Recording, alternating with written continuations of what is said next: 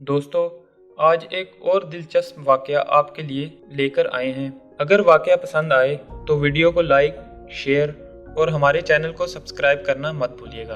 तो वाकया कुछ यूं है। नौकरी लगे अभी चंद माह ही हुए थे कि एक दिन उसकी कॉल आई।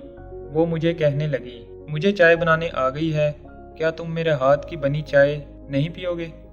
इसकी बात भला कैसे टाल सकता था। 5 बजे ही ड्यूटी ख़त्म करके इसके गांव की जानिब चल पड़ा। 8 बजे इसके गांव पहुंचा। उसने सुबह नाश्ते में चाय और पराठे का एहतमाम किया। पगली को बनाना कुछ भी नहीं आता था। पराठा बनाने की कोशिश में पंजाब का नक्शा बना दिया। खैर, महबूब के हाथ का बना था। मेरे लिए तो दुनिया की सबसे लजीज चीज़ थी। मुझे चाय भी बहुत कमाल की लगी। सभी लड़कियों की खाने की रफ्तार कम होती है और वो इस मामले में कुछ ज़्यादा ही सुस्त थी। अक्सर मैं अपने हिस्सा की चीज़ ख़त्म कर चुका होता था। जब इसके खाने की बारी आती तो हम इसके हिस्सा में आई चीज़ को फिर से आधा आधा खाते थे। इस बात की इसे बहुत खुशी होती और इसे खुश देखना ही मेरी ज़िंदगी का मकसद था। मैंने अपनी चाय ख़त्म कर ली। जब इसकी बारी आई तो इसे पता चला वो चाय में चीनी डालना ही भूल गई। ओह सॉरी, चीनी का मुझे याद ही नहीं रहा।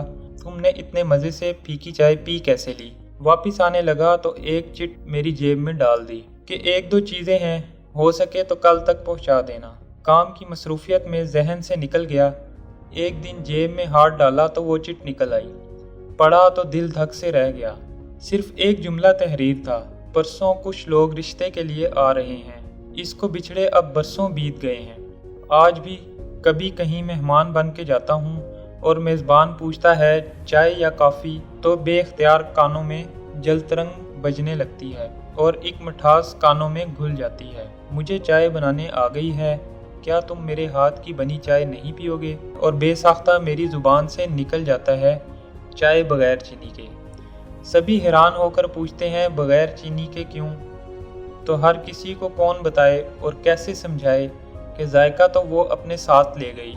अब चाय नहीं पीता, अब तो इसकी मोहब्बत का कफ़ारा अदा करता हूँ।